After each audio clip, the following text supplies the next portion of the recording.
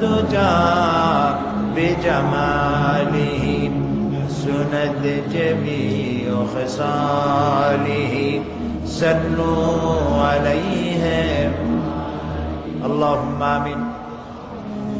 रब्बना ज़लमना अनफुसना व इन लम तगफिर लना व तरहमना लनकुनन्ना मिनाल खासिरिन। आय अल्लाह ताआला চট্টগ্রাম সমাজ কল্যাণ পরিষদ কর্তৃক আয়োজিত 26তম বার্ষিকী 5 দিন ব্যাপী তাফসীরুল কোরআনের মাহফিলের আজ দ্বিতীয় দিনে কয়েকবার দরুদ ও সালাম পড়ে তোমার দরবারে হাত তুলেছি। মেহেরবানি করে আমাদের জিন্দেগীর গুনাহ খাতাকে মাফ করে দাও। আয় আল্লাহ তাআলা এই মাহফিলের আয়োজন যারা করেছেন আর শোনার জন্য যারা এসেছেন, কিয়ামতের দিন মুসিবতের সময় এই মাহফিল আমাদের সকলের জন্য নাজাতের ওসিলা বানিয়ে দিও আল্লাহ রব্বুল আলামিন। এই মাহফিলে আল্লাহ তাআলা তোমার দরবারে কিয়ামত পর্যন্ত মাহফিল কবুল করে নাও। ইয়া রব করম তু अगर करे वो बात दे जुबां को जो दिल पर असर करे। रब्बना तक़ब्बल मिन्ना इन्नका अंतस समीउल अलीम व तुब अलैना इन्नका अंतत तव्वाबुर रहीम। सुब्हान रब्बिका रब्बिल इज्जति अम्मा यसिफून व सलामुन अलल मुरसलीन वल्हम्दुलिल्लाहि रब्बिल आलामीन। সম্মানিত সভাপতি, বন্ধুবর, হযরতুল আল্লাহ মৌলানা শামসুদ্দিন সাহেব, আল্লাহ তাআলা তাকে হায়াতে তাইয়্যিবা সেহাতে কুল্লিয়া দান করুন। বিশেষ অতিথি, রওনক বখশ মেহমান, আন্তর্জাতিক খ্যাতিসম্পন্ন আলেম দ্বীন মুফাসসির কুরআন হযরতুল আল্লাহ মৌলানা লুৎফুর রহমান সাহেব দামাত বরকাতুহুমুল আলিয়া, হাজারাত উলামায়ে কেরাম, উপস্থিত চট্টগ্রাম এবং বাংলাদেশের বিভিন্ন এলাকা থেকে আগত, পার্শ্ববর্তী দেশ থেকে আগত সম্মানিত ভাইয়েরা, পর্দার আড়ালের মা এবং বোনেরা, সুপ্রিয় সাংবাদিক বৃন্দ, আইন শৃঙ্খলায় নিয়োজিত বাহিনী, আসসালামু আলাইকুম ওয়া রাহমাতুল্লাহি ওয়া বারাকাতুহু। মহান আল্লাহ রব্বুল ইজ্জত ওয়াল জালাল, তার দরবারে শুকরগুজার হচ্ছি যিনি চট্টগ্রামের ঐতিহ্যবাহী বীর চট্টলার ময়দানে এক এক করে করে 26টি বছর কোরআনে কারীমের আওয়াজ উচ্চকিত করেছেন। সেই মনিবের দরবারে নতশিরে শুকর আদায় করি, পড়ছি আলহামদুলিল্লাহ।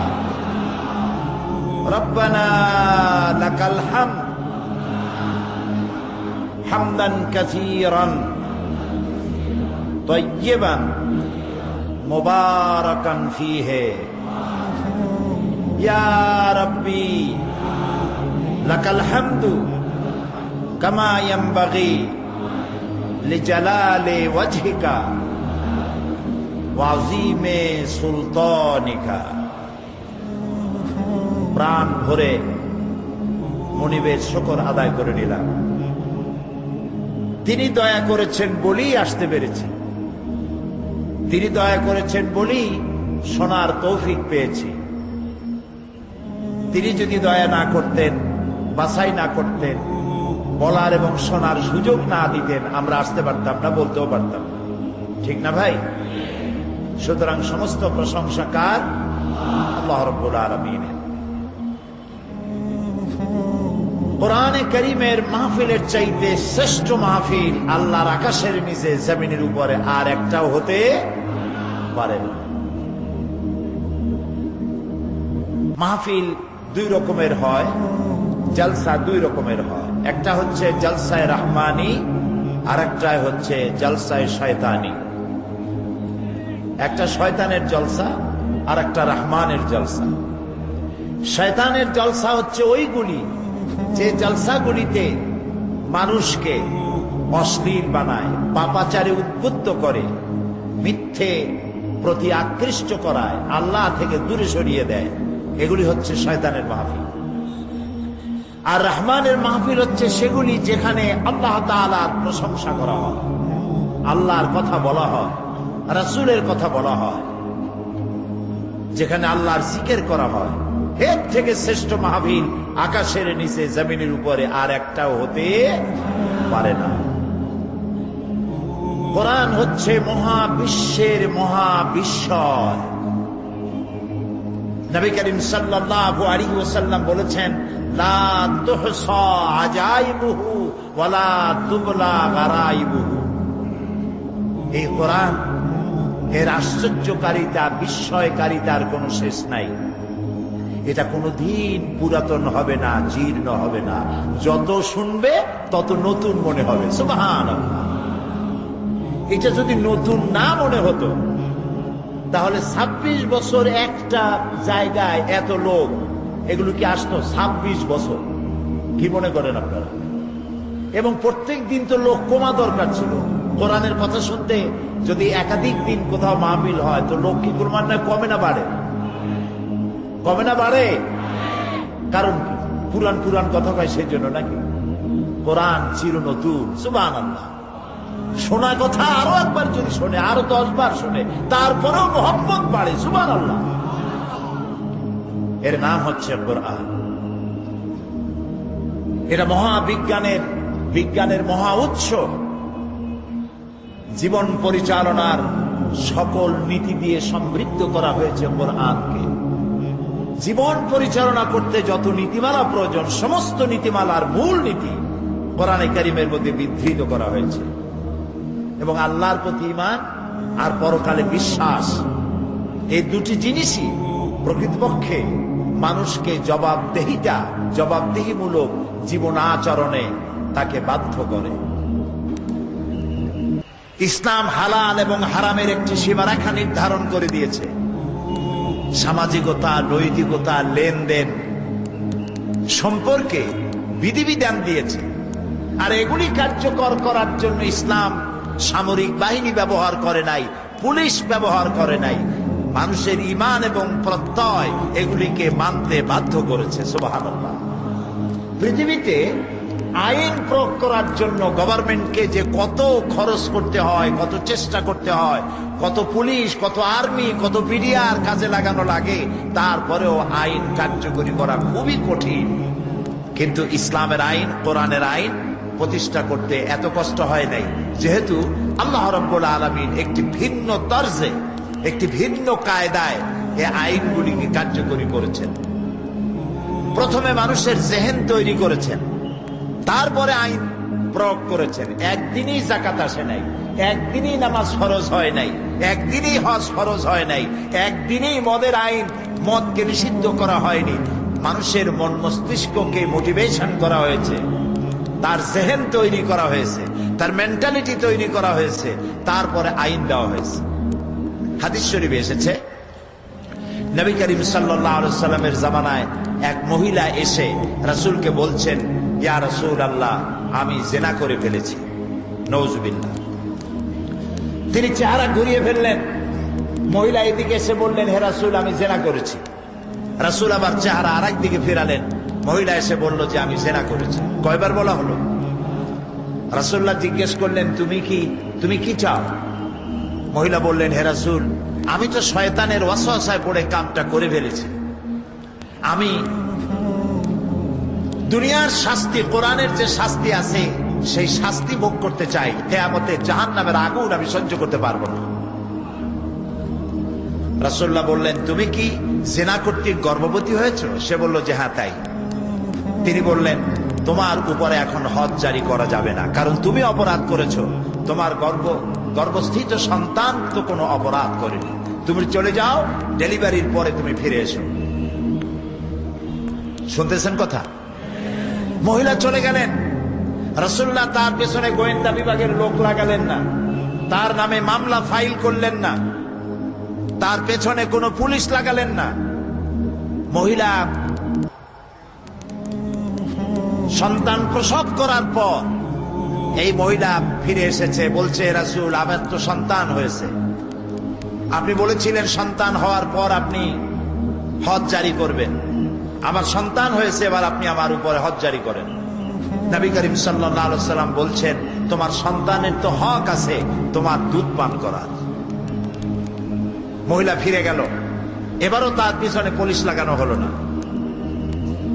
দুধ ছাড়ার বেশ আগে এই বাচ্চাকে নিয়ে মহিলা আবার ফিরে আসছে, হে রাসূল আমার বাচ্চা এখন দুধ খাওয়া বাদ দিয়া রুটি খাইতে পারে, রুটি খেয়ে জীবন ধারণ করতে পারে, এই যে দেখুন তার হাতে রুটি, এখন সে রুটি খেতে পারে, আপনি এখন তাড়াতাড়ি করে আমার উপরে শরীয়তের আইন জারি করুন, কারণ আমি যদি এই অবস্থায় মারা যাই জাহান্নামের আগুন আমি বরদাস্ত করতে পারবো না। রাসূলুল্লাহ হুকুম করলেন এই সন্তানের দায়িত্ব কাউকে নিতে এবং এই মহিলাকে নিয়ে মরুভূমিতে আবক্ষ মাটির নিচে গেড়ে দিয়ে তাকে রজম করার জন্য বললেন। চতুর্দিক থেকে পাথর নিক্ষিপ্ত হতে লাগলো এবং পাথরের আঘাতে এই মহিলার কিছুটা রক্ত ছিটকে এসে কারো কারো গায়ে পড়ল। সাহাবায়ে কেরামদের কেউ কেউ মহিলাকে ভর্ৎসনা করলেন। নবী করিম সাল্লাল্লাহু আলাইহি ওয়াসাল্লাম বললেন, শোনো সাহাবী, এই মহিলাকে ভর্ৎসনা করো না, তার তওবাকে আল্লাহ রাব্বুল আলামিন এমন ভাবে কবুল করেছেন তা যদি মদিনার সমস্ত গুনাহগারদেরকে মাফ করার জন্য ভাগ করে দেওয়া হয়, সব লোককে মাফ করে দেওয়ার জন্য তা যথেষ্ট হয়ে যাবে।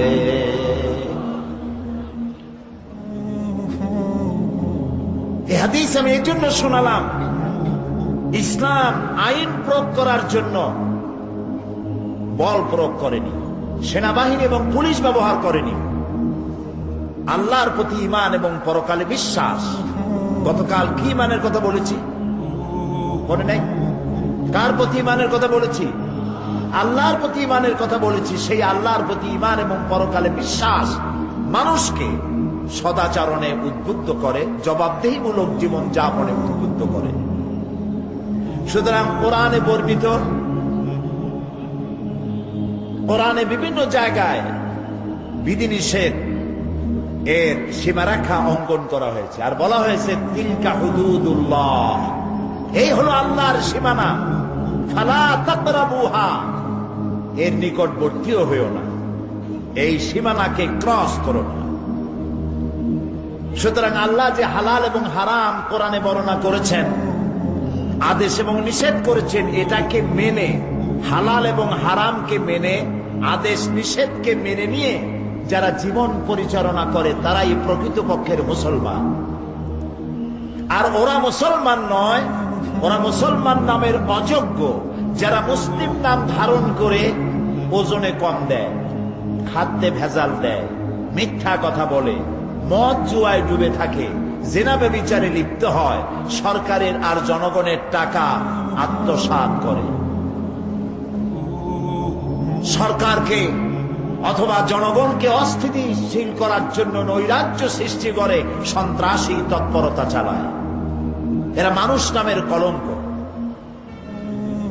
আজকে ইসলাম আর সন্ত্রাস দুটোকে মিলায় ফেলানো হয়েছে। সন্ত্রাসী বলা হচ্ছে মুসলমানদেরকে। ইসলাম গোড়া থেকেই ইসলাম সন্ত্রাস, ইসলামে সন্ত্রাস নাই। ইসলামে আগেও ছিল না সন্ত্রাস, এখনো কোনো সন্ত্রাস নাই। যারা মুসলমানদেরকে, ইসলামকে যারা সন্ত্রাসের বদনাম দেয়, তারা নিজেরাই সন্ত্রাসের হোতা। সন্ত্রাস তারাই সৃষ্টি করে। এই জন্য সন্ত্রাসী তার কোনো দল নাই, তার কোনো সমাজ নাই। সন্ত্রাসীরা মানুষ নয়, সন্ত্রাসীদের বেঁচে থাকার কোনো অধিকার নাই। সন্ত্রাসকে বাঁচায় রাখা, সন্ত্রাসীদেরকে বাঁচিয়ে রাখার অর্থই হচ্ছে সন্ত্রাসকে জীবিত রাখা। এই জন্য ইসলাম গোড়া থেকেই সন্ত্রাসের বিরুদ্ধে কথা বলেছে। সেজন্য মানুষকে তার পশু প্রবৃত্তি থেকে উদ্ধার পাওয়ার জন্য আল্লাহর প্রতি ঈমান এবং পরকালে বিশ্বাসী কেবলমাত্র পারে মানুষকে সঠিকভাবে মনুষ্যত্বর চরিত্রের গুণাবলীতে ধন্য করার জন্য কোরআনের আইনের কোনো বিকল্প নাই। এটাই হচ্ছে শ্রেষ্ঠ আইনের কিতাব। আজকে আমি আপনাদের সামনে কোরআনে কারীমের গতকাল সূরা বাকারার 177 নম্বর আয়াত তেলাওয়াত করে সেই ব্যাপারে কথা বলতেছিলাম।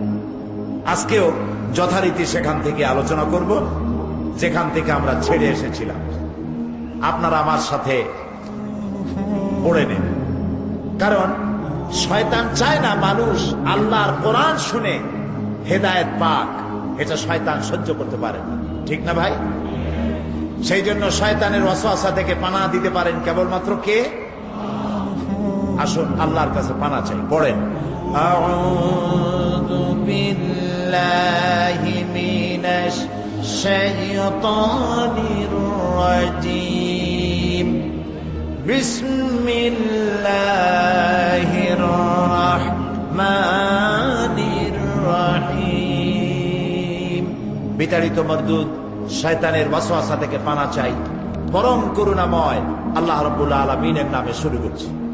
লাইসাল বিররা আন তুওয়াল্লু ওয়ুজুহাকুম কিবালাল মাশরিকি ওয়াল মাগরিবি ওয়ালাকিন্নাল বিররা মান আমানা বিল্লাহি ওয়াল ইয়াউমিল আখিরি ওয়াল মালাইকাতি ওয়াল কিতাবি ওয়ান নাবিয়্যিন। লাইসাল বিররা আন তুওয়াল্লু ওয়ুজুহাকুম কিবালাল মাশরিকি ওয়াল মাগরিব। পূর্ব দিকে আর পশ্চিম দিকে মুখ ঘুরানো, এটার মধ্যেই কল্যাণ নিহিত নয়। প্রকৃত পুণ্যের কাজ হচ্ছে, নেকির কাজ হচ্ছে আল্লাহর প্রতি ঈমান, পরকালে বিশ্বাস, ফেরেশতা, কিতাব এবং নবীদের প্রতি বিশ্বাস। গতকাল আমরা আল্লাহর প্রতি ঈমানের ফায়দাগুলি বলতেছিলাম। আজকে আলোচনা করব আখিরাতের প্রতি ঈমান, এবং এই আলোচনাগুলি আল্লাহ যদি ইচ্ছে করেন আমাদের হেদায়েতের জন্য যথেষ্ট হতে পারে। আমরা বলি আমিন, সবাই বলি আমিন। পরকাল আমরা সাধারণত দুইটি কালে বিশ্বাসী, দুই জগতে বিশ্বাসী, ইহজগৎ আর পরজগৎ, ইহকাল আর পরকাল। আখিরাতের প্রতি ঈমান আনার অর্থই হলো যে মানুষের জন্ম এক বিশেষ উদ্দেশ্যে হয়েছে। সে এক দায়িত্বশীল সত্তা, তাকে এক পূর্ণাঙ্গ জীবন ব্যবস্থা দেওয়া হয়েছে, সে অনুযায়ী তাকে আমল করার দায়িত্ব দেওয়া হয়েছে, এবং তা পরিত্যাগ করে ইচ্ছা মতো জীবন যাপন করতে পারবে না। এক কথায়, যে ব্যক্তি পড়েছেন লা ইলাহা ইল্লাল্লাহু মুহাম্মাদুর রাসূলুল্লাহ, জোরে পড়েন, লা ইলাহা ইল্লাল্লাহু মুহাম্মাদুর রাসূলুল্লাহ। কোন ইলাহ নাই আল্লাহ ছাড়া, উপাস্য নাই, মাবুদ নাই, মুহাম্মদ সাল্লাল্লাহু আলাইহি ওয়াসাল্লাম আল্লাহর রাসূল। এই কথা যারা ঘোষণা করলো তাদের জীবনকে তারা দুইটা ভাগ করতে পারবে না। এক ভাগে আল্লাহর কথা মানবো, আর এক ভাগে নিজের ইচ্ছা মতো চলবো। নামাজ, রোজা, হজ, যাকাত আল্লাহর কথা মতো, অর্থনীতি, সমাজনীতি, রাষ্ট্রনীতি আর একজনের কথা মতো। জীবনকে দ্বিধা বিভক্ত করার কোন ইখতিয়ার কোন মুসলমানকে দেওয়া হয় নাই। আর মনে রাখতে হবে, যে ব্যক্তি মুসলমান তাকে কোরআনের আইন মেনে চলতে হবে। এখানে যা হালাল করেছে তাই গ্রহণ করতে হবে, যা হারাম করেছে তা বর্জন করতে হবে, যা আদেশ করেছে তা মানতে হবে, যা নিষেধ করেছে তার থেকে ফিরতে হবে। এই কাজ যারা করে তাদের নাম মুসলমান। জোরে বলেন, তাদের নাম মুসলমান। এর বিপরীত যারা, তাদের পরিচয় হচ্ছে মুনাফিক। এর বিপরীত যারা মুসলমান নামধারী, এর বিপরীত যারা, তাদের পরিচয় কি? মুনাফিক। মানুষের জীবন পরকালের আলোচনা করতে গিয়ে একটা ভূমিকা দেওয়া দরকার, তা না হলে বুঝে আসবে না। মানুষের জীবন মৃত্যুর সাথে সাথে শেষ হয়ে যায় না, মৃত্যুর সাথে আরেকটি জীবন আছে, ওই জীবনে আমাদের সকলকে উঠতে হবে। প্রিয় ভাই সব, মানুষ তো জীবন দিতে পারে, অর্থ দিতে পারে, সব দিতে পারে, কিন্তু নিজের মা বাপের ধর্ম পরিত্যাগ করা মানুষের পক্ষে সহজ না কঠিন? বলেন সবাই, সহজ না কঠিন? নবী করিম সাল্লাল্লাহু আলাইহি ওয়াসাল্লাম যখন ইসলামের দাওয়াত দিলেন, তখন কাফেরেরা নিজেদের বাপ মায়ের 14 গোষ্ঠীর ধর্ম পরিত্যাগ করে ইসলামে এসেছিলেন। এটা কি রাসূল জাদু করেছিলেন? নাউজুবিল্লাহ, জাদু করেননি। তিনি তাদেরকে এই কথাটা বুঝাতে সক্ষম হয়েছিলেন যে এই জীবন শেষ নয়, তোমাদের সকলের মৃত্যু হবে, আমরা সবাই মরে যাব, এই মৃত্যুর পর আরেকটা জীবন আসবে, ওই জীবনে এই জীবনের প্রত্যেকটি কাজ এবং কথার হিসাব আল্লাহর দরবারে দিতে হবে। এই কথা বুঝাতে রাসূল সক্ষম হয়েছিলেন। সুবহানাল্লাহ। সেই জন্য এই পৃথিবী একদিন শেষ হয়ে যাবে, আমরা মরে যাব, এই পৃথিবী একদিন শেষ হয়ে যাবে, তারপরে নতুন এক জীবন আসবে। কোরআনের পরিভাষায় সেদিনের নাম কিয়ামত, সেই দিনের নাম আখিরাত। প্রিয় ভাই সব, এটার নাম কোরআন শরীফ। এর নাম কি? এর মধ্যে কয়টা পারা আছে? 30 পারা।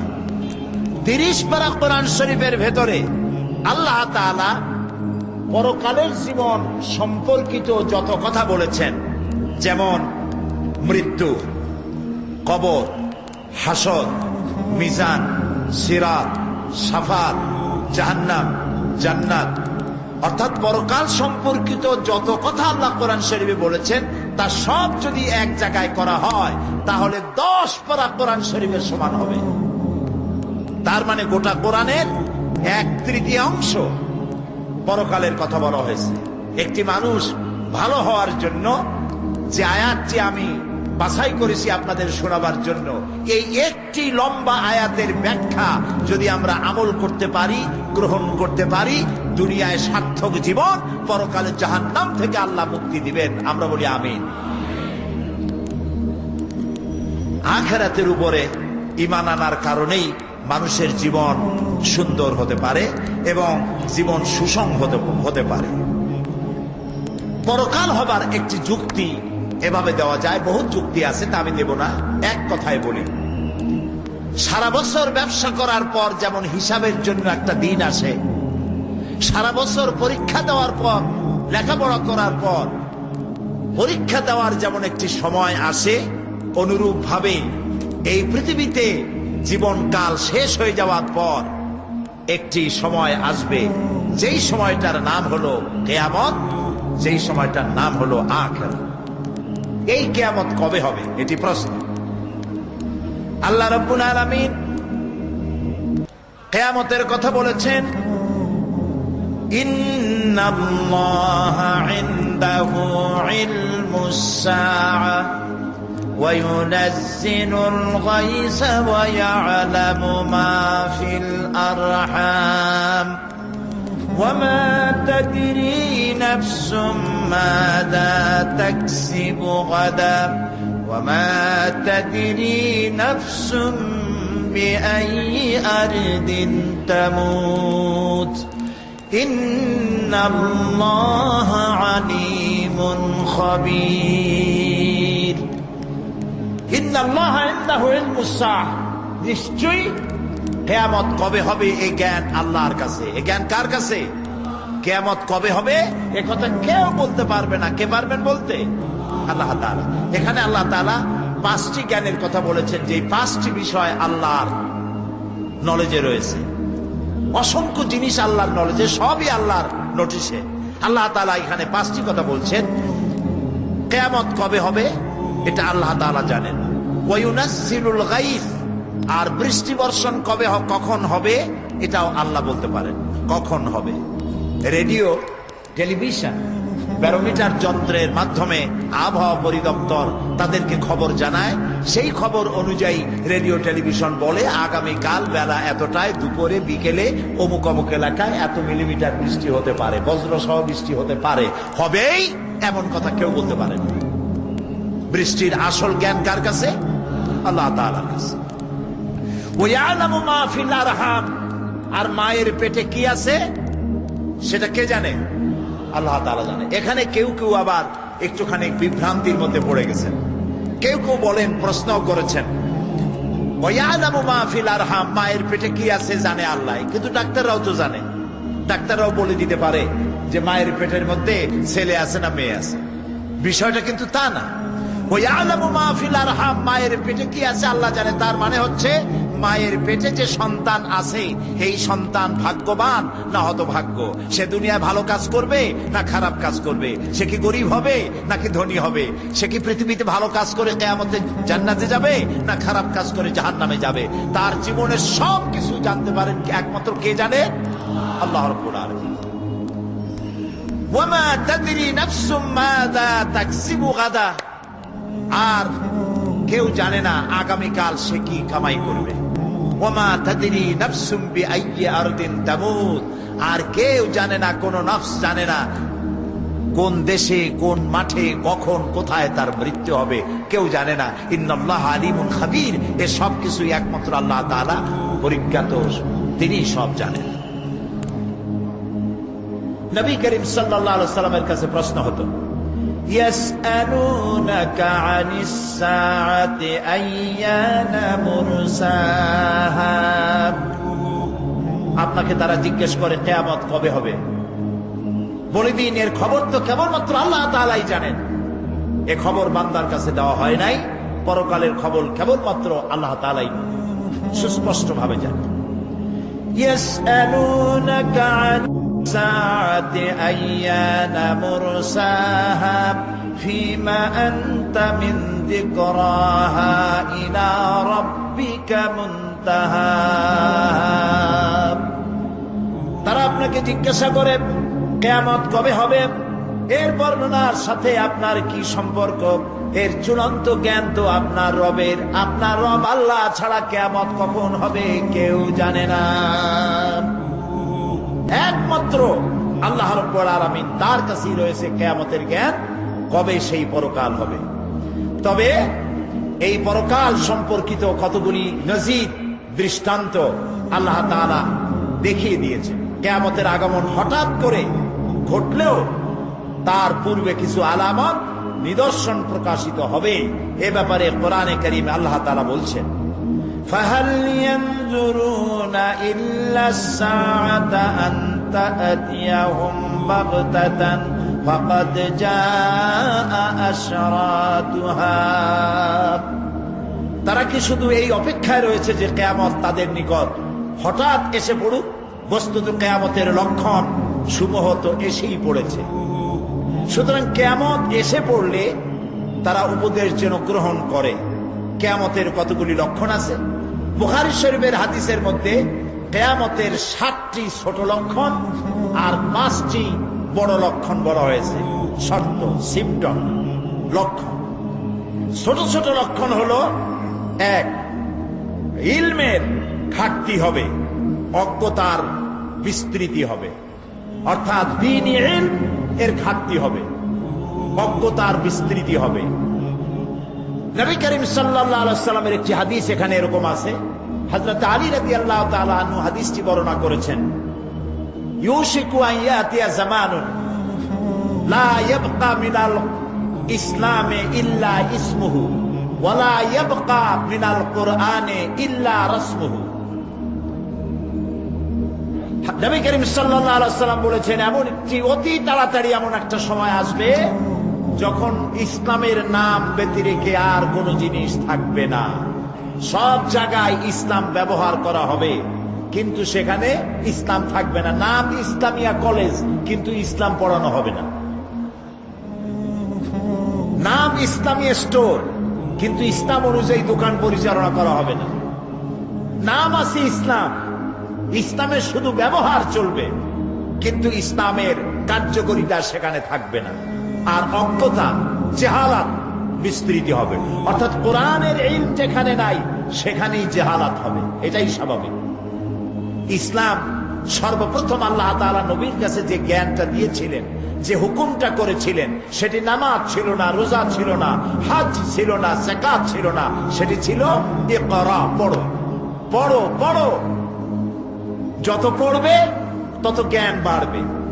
সুতরাং না পড়ার কারণে মানুষ বিভ্রান্ত হচ্ছে, আর এই বিভ্রান্ত হয়ে ইবাদতের বিকল্প অন্য কিছু তৈরি করছে, আল্লাহর বিকল্প তৈরি করছে, অন্যের কাছে সাহায্য চাচ্ছে। যেমন একটি কথা এখনই মনে পড়ল, আপনারা কি বলতে পারেন নামাজের বিকল্প কিছু আছে? নামাজের বিকল্প কোন ইবাদত আছে? রোজার বিকল্প কোন ইবাদত আছে? হজের বিকল্প কোন ইবাদত আছে?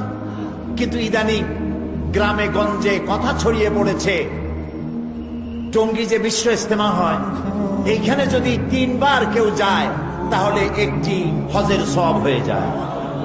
বলেন নাউযুবিল্লাহ, বলেন নাউযুবিল্লাহ। এই কথা তাবলীগের কোন মুরব্বী বলে না, এই কথা তাবলীগের কোন আলেমেরা বলে না।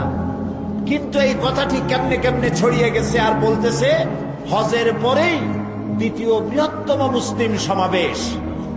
এবছর কয়েকজন আলেম আমাকে বলেছেন তারা নিজের চোখে দেখেছেন কয়েকজন লোককে ইহরাম করা অবস্থায় টঙ্গীতে। ইন্না লিল্লাহি ওয়া ইন্না ইলাইহি রাজিউন। কত বড় মারাত্মক জাহালাত! লক্ষ লক্ষ লোক এক জায়গায় হয়েছে, তাতে কি হয়েছে? এখানেও তো লক্ষ লক্ষ লোক হবে, তাতে হয়েছিল। প্যারেড ময়দান কি দোয়া কবুলের জায়গা? এখানে কবুল হইতেও পারে, নাও হইতে পারে। আরাফাতের সাথে তুলনা করা, পৃথিবীতে 150 কোটি মুসলমান, এই 150 কোটি মুসলমান যদি কোনো একটা মাঠে একত্রিত হয়, তাহলে তা কি আরাফাতের ময়দানের 1 ইঞ্চি জমিনের বরাবর হবে? কোথায় আরাফাত আর কোথায় টঙ্গী? আরাফাতে তো আল্লাহ ডাকছেন, আরাফাতে কে ডেকেছেন বলেন জোরে? সেখানে হাজিরা দেওয়া বিত্তশালী লোকদের জন্য ফরজ। আরাফাতের ময়দান সেই ময়দান যেখানে আদম আলাইহিস সালাম থেকে শুরু করে নবী করিম সাল্লাল্লাহু আলাইহি সাল্লাম পর্যন্ত সমস্ত নবীদের চোখের পানি শুকিয়েছে। এই ময়দানে যারা উকুফে আরাফা করে 9 জিলহজ, নবী করিম সাল্লাল্লাহু আলাইহি ওয়াসাল্লাম বলেছেন, মান হাজ্জা লিল্লাহ ফালাম ইয়ারফুস ওয়ালাম ইয়াফসুক রাজাকা ইয়াউমিন ওয়ালাদাতহু উম্মুহু। যে হজে গিয়ে অশ্লীলতা করে না, ঝগড়াঝাটি করে না, সে হজের দিন আরাফাত থেকে বেরিয়ে আসে এমন অবস্থায় মা যেমন নতুন বাচ্চা প্রসব করলো নিষ্পাপ, আরাফাত একজন হাজীকে নিষ্পাপ করে বের করে দেয়। রাসূলুল্লাহ আরো বলেছেন, আল হাজ্জুল মাবরুর লাইসা লাহুল জাযাউ ইল্লাল জান্নাহ। একটি কবুল হজের পুরস্কার আল্লাহর কাছে বেহেশত ছাড়া আর কিছুই নেই। কত বড় জেহালাত, কত বড় জেহালাত! পত্রিকাগুলো, মিডিয়াগুলো সমানে বলতে থাকে 40 লক্ষ লোক হয়েছে। আপনি কি বুঝছেন দিয়ে 40 লক্ষ লোক হয়েছে? ওই মাঠটা কতটুকু, আশেপাশের রাস্তা কতটুকু? এইসব কথা বলে ইসলামের বিকল্প, আল্লাহর দেওয়া বিধানের বিকল্প ইবাদত জাহালাত তৈরি করে, অজ্ঞতা প্রসূত। সুতরাং এই অজ্ঞতা প্রসূত এই সব অপপ্রচার থেকে আল্লাহ তাআলা আমাদেরকে হেফাজত করুন, আমরা বলি আমিন। কখনো এই কথা বলবেন না। হ্যাঁ, লক্ষ লক্ষ লোক একত্রিত হয়েছে, দোয়া করতেছেন, আল্লাহ ইচ্ছা করলে কবুল করতে পারেন, নাও করতে পারেন, তার ইচ্ছা। কিন্তু এইটাকে কোন অবস্থাতেই আরাফাতের পরে মুসলমানদের দ্বিতীয় বৃহত্তম সমাবেশ কেন বলে না? এই সব কথা হজের সাথে আরাফাতের সাথে তুলনা করা মহা বেয়াদবি। এই ধরনের বেয়াদবি শব্দ কোন মুসলমানের উচ্চারণ করা উচিত নয়। নামাজ নাই, রোজা নাই, টঙ্গীর দিন হাজির হইয়া দোয়া করলেন, আমিন আমিন বললেন, আর মোনাজাত হইল উর্দুতে, ভালোই কইলো কি মন্দই কইলো, আমিন আমিন শুদ্ধ করতে থাকলাম, বুঝলাম না কিছুই। আল্লাহ রহম করুক, জোরে কোন আমিন। কাজী আমার কথা নিশ্চয়ই বুঝতে পেরেছেন। আমি কিন্তু তাবলীগী জামাতকে কোনো কটাক্ষ করি নাই, আমরা তাদের বিরুদ্ধে কথা বলি না, আমরা এটাকে মোবাইল স্কুল মনে করি। কিন্তু এই জাতীয় কথাবার্তা বলা এবং 3 বার গেলে 1 হজ অথবা গরিবের হজ, এই জাতীয় চিন্তা করা জাহালাত, দোয়া কবুল হবে গেলেই সেখানে বিশ্বাস করাও সঠিক নয়। আল্লাহ এখানে দোয়া কবুল করতে বাধ্য নন, এটা তার ইচ্ছা। সুবহানাল্লাহ বলে, দোয়া কবুল আল্লাহ তাআলার ইচ্ছা। সেই জন্য কিয়ামতের এটি লক্ষণ যে ইলমের ঘাটতি হবে, অজ্ঞতার বিস্তৃতি ঘটবে, ফিতনা ফাসাদ ও বিশৃঙ্খলার বিস্তৃতি লাভ করবে। এগুলি হচ্ছে কিনা? ফিতনা ফাসাদ বাড়তেছে কিনা? অশান্তি বিশৃঙ্খলা বাড়তেছে কিনা? সমানে বাড়তেছে। অন্যায় অশ্লীলতার ছড়াছড়ি হবে, হত্যাকাণ্ড এবং ভূমিকম্পের আধিক্য হবে, মদ পান এবং ব্যভিচারের ছড়াছড়ি হবে।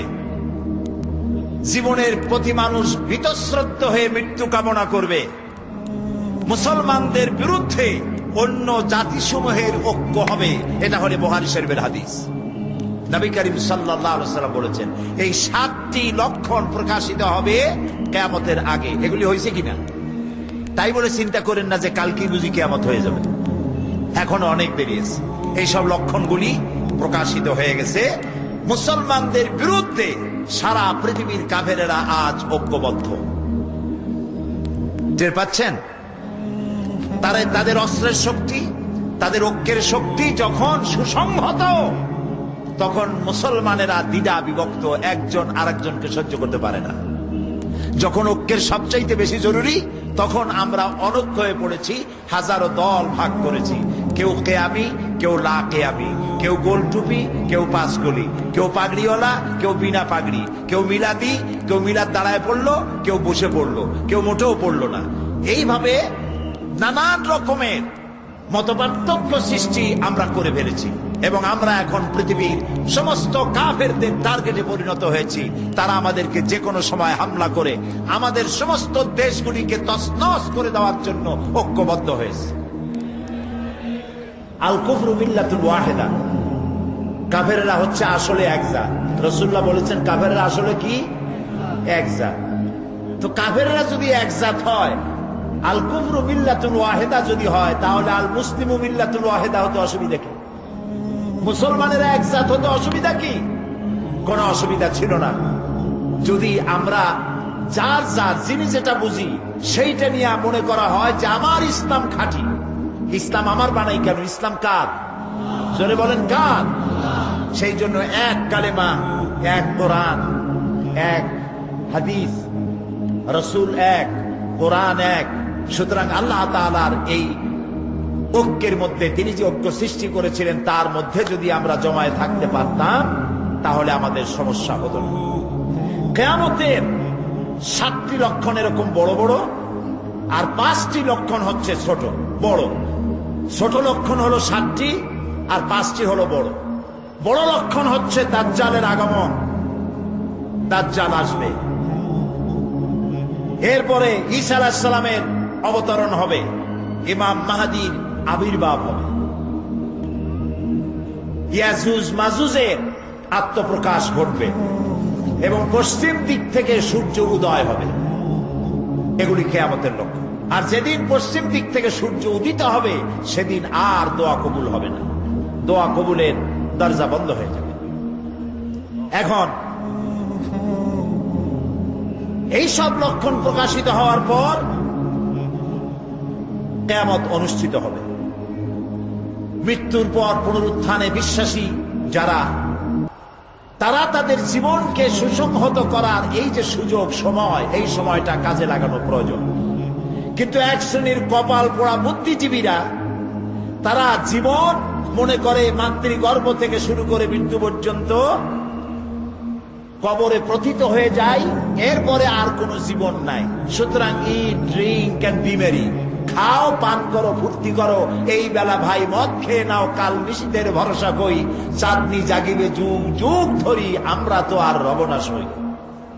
কাজী জন্মের মতো ঢালো, পাইকারি দরে গেল। মদ খাওয়া, জেনা করা, ব্যভিচার করা এদিকে অগ্রসর হচ্ছে। সুতরাং মানুষ যদি জীবন সুন্দর করতে চায় এবং পরকালে জাহান্নামের আগুন থেকে বাঁচতে চায়, তাহলে পরকালের উপর ঈমান আনতে হবে। এই পৃথিবী একদিন শেষ হবে, সমস্ত প্রাণীরা মরে যাবে, কেউ থাকবে না। আল্লাহ তাআলা তখন হযরতে মালাকুল মউতকে প্রশ্ন করবেন, মান বাকিয়া ইয়া মালাকাল মউত, কে আর বাকি আছে? মালাকুল মউত বলবেন, আয় আল্লাহ তাআলা, এখন বাকি আছে সব তো গেছে, মানুষ আর নাই, প্রাণী আর নাই, সব শেষ। এখন হযরত জিবরাইল আছেন, মিকাইল আছেন, ইসরাফিল আছেন, আর আমি আপনার সামনে আছি। আল্লাহ তাআলা বলবেন, ইসরাফিল মিকাইলের জান কবজ করো, জিবরাইলের জান কবজ করো। জিবরাইলের জান কবজ হয়ে যাবে।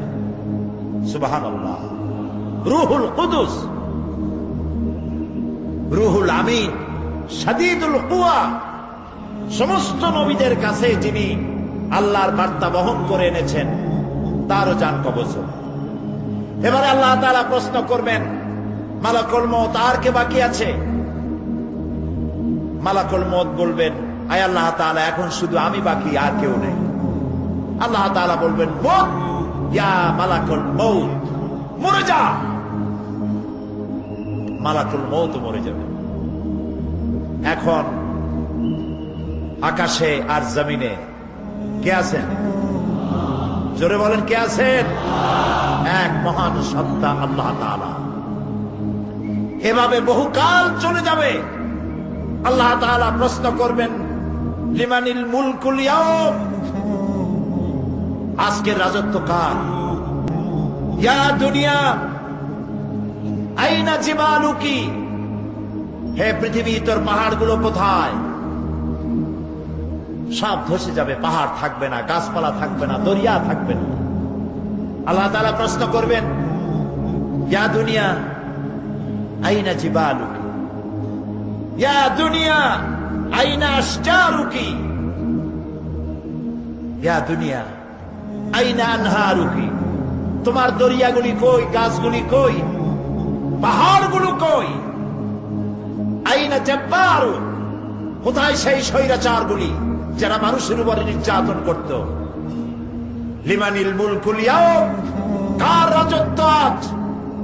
আল্লাহ তাআলা নিজেই নিজের প্রশ্নের জবাব দিবেন, লিল্লাহিল ওয়াহিদুল কাহ্হার, আজকের রাজত্ব কেবলমাত্র আল্লাহ রাব্বুল আলামিনের। এরপর আল্লাহ তাআলা সমস্ত প্রাণীগুলিকে পুনরুজ্জীবন দান করবেন। আমরা যখন মানুষকে কবরে রাখি আর তারপরে কবরের উপরে যখন মাটি দেই, আমরা কি বলি? মিনহা খালাকনাকুম, জানেন? পড়েন সবাই, মিনহা খালাকনাকুম ওয়া ফিহা নুঈদুকুম ওয়া মিনহা নুখরিজুকুম তারাতান উখরা। কবরের ভিতরে মানুষকে রেখে মাটি দেওয়ার সময় আমরা বলি, এই মাটি দিয়ে তোমাকে তৈরি করা হয়েছিল, আবার এই মাটিতে তোমাকে রেখে গেলাম, এই মাটি থেকেই তোমাকে আবার পুনরুত্থিত করা হবে। হযরত ওসমান রাদিয়াল্লাহু তাআলা আনহু কবরের কাছে এসে খুব কাঁদতেন। সাহাবায়ে কেরাম প্রশ্ন করতেন, আল্লাহর নবীর সাহাবী ওসমান, আল্লাহর নবী যখন জান্নাতের কথা, জাহান্নামের কথা যখন আলোচনা করেন, তখন তো আপনি এত কাঁদেন না যত কাঁদেন কবরের কাছে এসে, কারণ কি? হযরত ওসমান বলেন, সাহাবীরা শোনো, আমি নবীজির মুখে শুনতে পেয়েছি এই কবর হলো প্রথম থানা। আসামি গ্রেফতার হয়ে যেমন থানায় আসে, থানা থেকে যদি চার্জশিট হয়ে যায় আর উপায় থাকে না, যদি ফাইনাল হয়ে যায় তাহলে তো বেঁচে গেল। তাহলে নবীর কথা অনুযায়ী এই কবর হলো প্রথম স্টেশন। এখানে যে ব্যক্তি নাজাত পাবে সব জায়গায় নাজাত পেয়ে যাবে। এই কবরে যে ব্যক্তি গ্রেফতার হয়ে যাবে, জবাব দিতে পারবে না, সব জায়গায় আটকা পড়ে যাবে।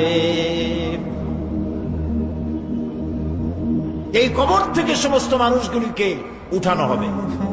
আল্লাহু লা ইলাহা ইল্লা হুয়া লায়াজমাআন্নাকুম ইলা ইয়াউমিল কিয়ামাতি লা রাইবা ফীহি ওয়া মান আসদাকু মিনাল্লাহি হাদীসা।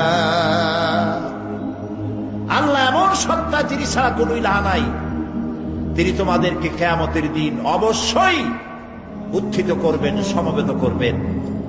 আর এ ব্যাপারে কোনো সন্দেহ নাই, আল্লাহর চাইতে অধিক সত্যবাদী আর কেউ হতে পারে? বলেন, পারে কেউ? আল্লাহর চাইতে সত্যবাদী আর কেউ কি আছে? ওয়া মান আসদাকু মিনাল্লাহি কিলা, তার চাইতে সত্যবাদী আর কে? আল্লাহ তাআলা বলেন, কুল ইন্নাল আউয়ালিনা ওয়াল আখিরিনা লামাজমুউনা ইলা মিকাতি ইয়াউমিন মা'লুম। বলুন, পরবর্তী এবং পূর্ববর্তী সকলকেই এক নির্দিষ্ট দিন আল্লাহ দরবার, আল্লাহ রাব্বুল আলামিন জমায়েত করবেন, এক জায়গায় উঠাবেন। এরপরে আল্লাহ তাআলা বলেন, ওয়া মিন আয়াতিহি আন্নাকা তারাল আরদা খাশিআতান ফাইযা আনজালনা আলাইহাল মাআ ইহতাজ্জাত ওয়া রাবাত ইন্নাল্লাযী আহইয়াহা লামুহয়িল মাউতা ইন্নাহু আলা কুল্লি শাইইন কাদির। তার অন্যতম নিদর্শন হচ্ছে যে তুমি দেখতে পাও ভূমিকে আল্লাহ তাআলা উপুড় করে সৃষ্টি করেছেন, আর এতে বৃষ্টি দিয়ে শস্য শ্যামল এবং সজীব করে দেন আল্লাহ রাব্বুল আলামিন। তিনি ঊষর অনুর্বর জমিকে সঞ্জীবিত করেন বৃষ্টি দিয়ে, এবং তারপরে তিনি সমস্ত ফসলকে উদ্গত করেন, আর এইভাবে করে তিনি সমস্ত মৃত্যু প্রাণীকে কিয়ামতের দিন জিন্দা করবেন, এক জায়গায় উঠাবেন। وَأَنَّ السَّاعَةَ آتِيَةٌ لَا رَيْبَ فِيهَا وَأَنَّ اللَّهَ يَبْعَثُ مَنْ فِي الْقُبُورِ। কিয়ামত অবধারিত, এতে কোনো সন্দেহ নাই। আর কবরে যারা আছে তাদের সকলকেই পুনরুত্থিত করা হবে, আল্লাহর দরবারে উঠতেই হবে।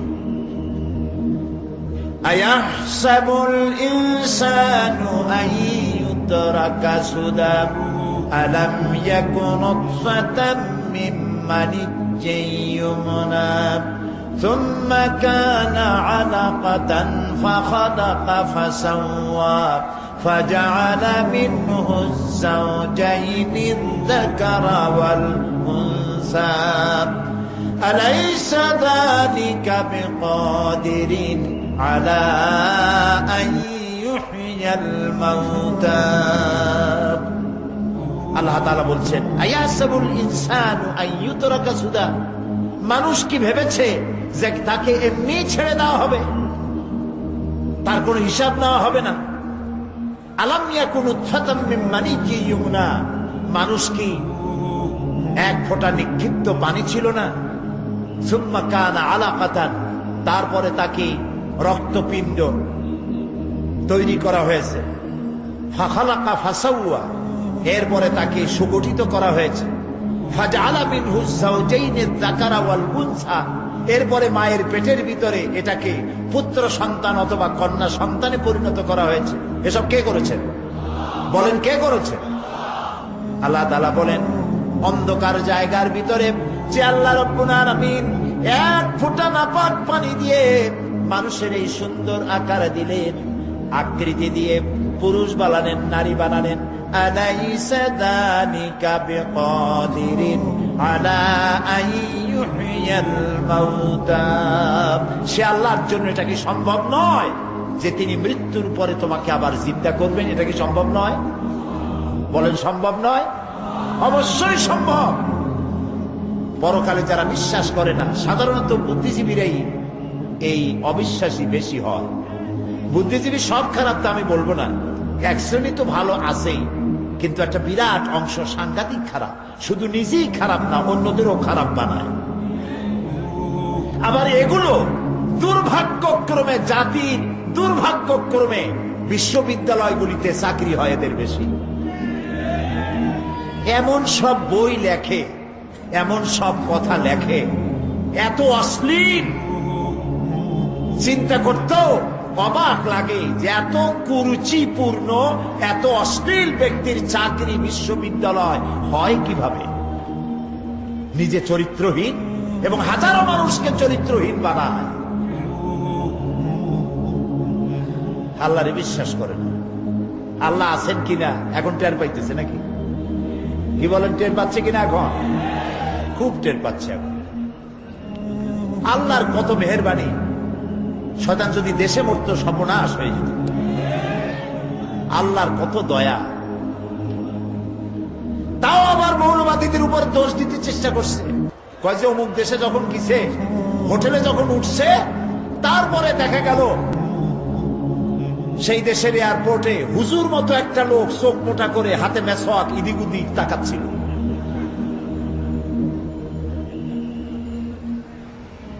যত দোষ নন্দ ঘোষ।